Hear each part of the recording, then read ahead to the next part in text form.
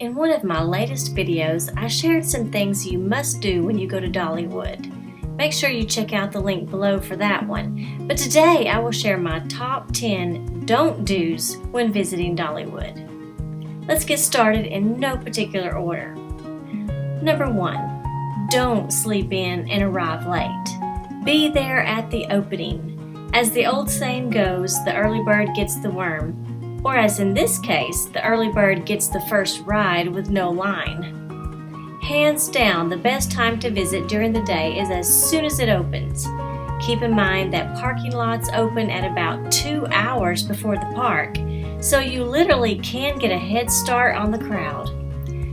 The most crowded during the day is between 11 a.m. and 4 p.m. After 4, crowds begin to diminish and so do the wait lines for rides.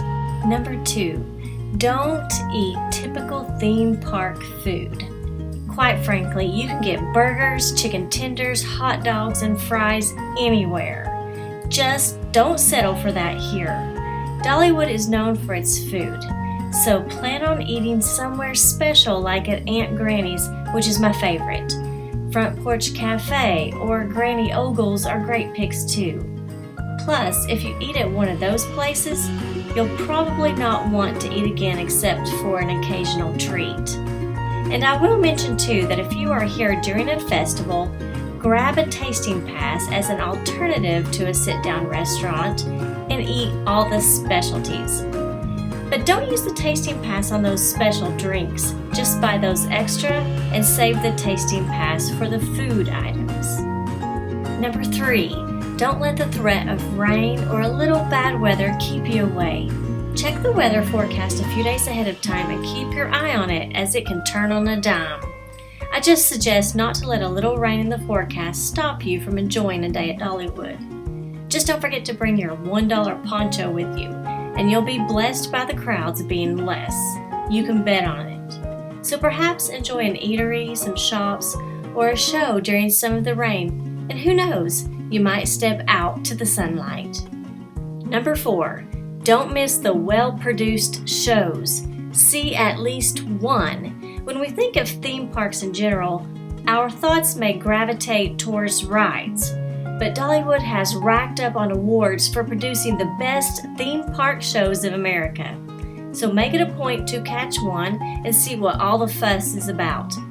It really doesn't matter the season because in every season there are top produced shows.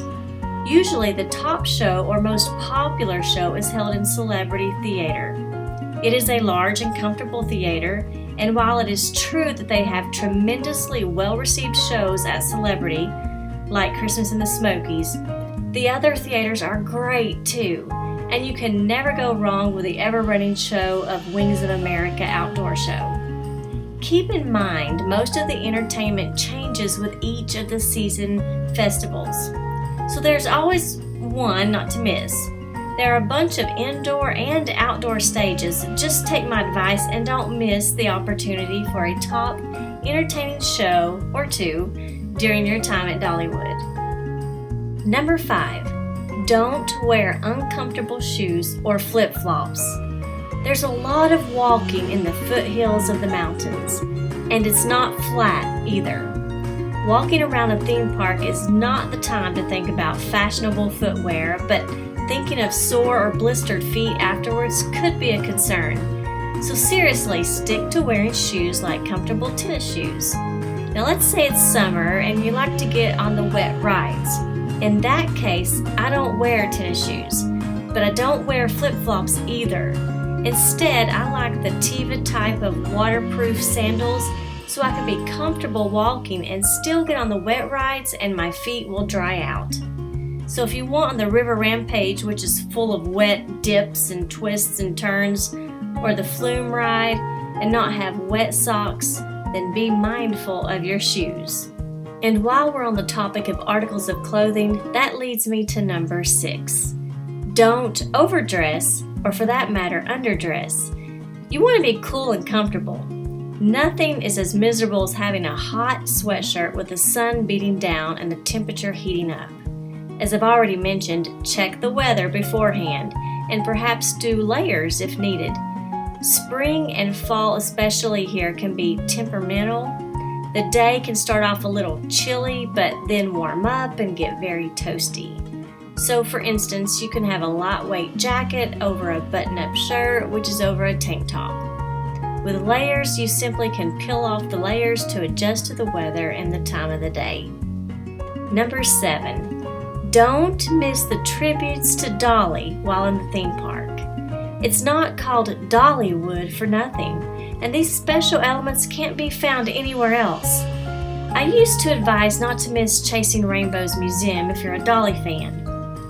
Chasing Rainbows, the world's largest Dolly Parton museum, opened in 2002 as part of the Adventures Imagination area. Guests would take self-guided tours and get a glimpse of unique memorabilia like costumes and beautiful instruments and countless relics of her colorful life and career. However, in season 22, it closed to reimagine future possibilities for the attraction.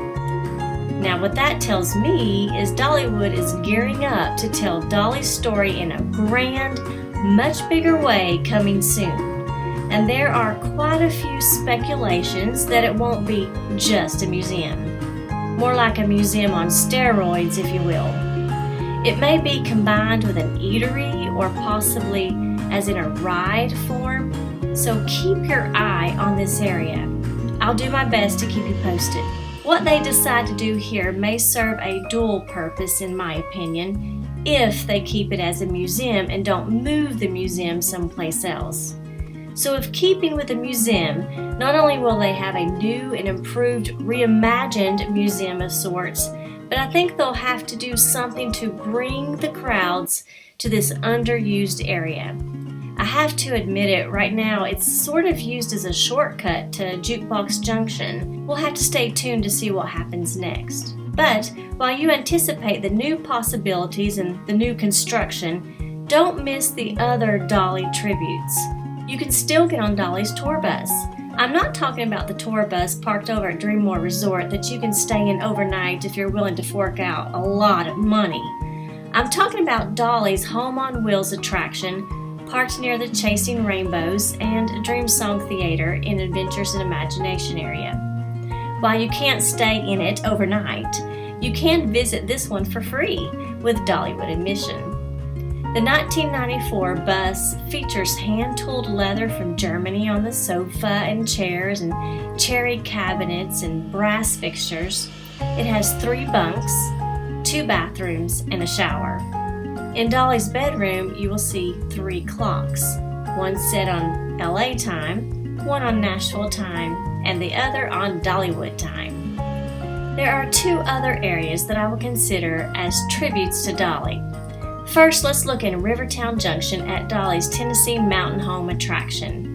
This tiny home is the one she lovingly and often refers to when she talks about growing up in East Tennessee. It is a 2-room replica of her childhood home not far from here on Locust Ridge. Step through this and get an idea of how she and her family lived with no electricity, no running water, and interesting decor in the house. Finally, in the village section of the park, you will find Heartsong Theater, which is a multi-sensory film experience.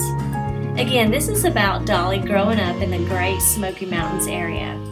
While this is a short theater experience, only lasting about 20 minutes, you get an overall idea of how those of us who grew up here, just like Dolly, think that this is an amazing place. All in all, you don't want to miss it. Number 8, don't go back and forth between the main areas of the park. Did you know that Dollywood spans more than 160 acres? Oh, and we have hills. That's enough to wear you out if you're wanting to cover the entire theme park in a day. So don't keep going back and forth between the main sections of the park, as this is a huge waste of time and energy. Instead, visit one main area at a time with a pattern and method in mind. If certain rides, or let's say Wildwood Grove, is on your mind, perhaps after entering, turn left and go up the back way to those areas, which is, by the way, the less traveled way. And according to the poet Robert Frost, that has made all the difference. So, if you're trying to visit the most in one day, the best advice is to know what you want to see in each section and at what time, and make a sensible plan. So you'll need to know where everything is, if you can, before you arrive to prevent traversing back and forth. See my video on the top 10 must-dos of Dollywood for more information. Number 9, don't waste money on soda. Now that might sound silly at first, but yes, I had to include that because, well, it's just a waste. Hang with me here for just a minute. See, most of us are watching our nickels and dimes and we want to buy more foods or souvenirs. And you won't go thirsty because there's plenty of free water to drink that they will provide you to keep hydrated. All you have to do is ask for it. You can go up to any food booth and ask for a cup of water and they will provide you with that. Keep your cup and go to the refillable stations and get your own water. Water is better for you and it's free. Now some of you might say that you don't want to drink just water, and okay, I hear you. I don't always want to just drink water either. So you can purchase one refillable mug and share with a family. Okay, so that was a bonus money-saving tip. More money-saving tips are coming up in another video. So hit subscribe because during these tight times, you don't want to miss those. Now for number 10. Don't bring big bags and big strollers into Dollywood. Just don't do it. Be as minimal as possible. Too much stuff is hard to handle and slows you down. And not only that, you have to maneuver those things between crowds of people. And I mentioned we have hills, right? Don't forget you have to bother with them to prepare for shows or restaurants or rides. And speaking of big bags, you have to keep up with that too. I mean, really, how much stuff do you really need with you? If you get down to basics, you might realize that you don't need so much. The real reason I suggest this is because I want you to enjoy your time as much as possible, and you know what they say, the less baggage, the better. Okay, there we have it, the top 10 don't-dos at Dollywood, or you can look at it as more tips for you to have unforgettable memories. What would you add to this list? Leave it in the comments below for us to read. I'm going to be putting up lots of new videos in the near future as we look ahead for 2023, so please like and subscribe because you don't want to miss any of them. Thank you for watching and have a happy new year. Make a great journey.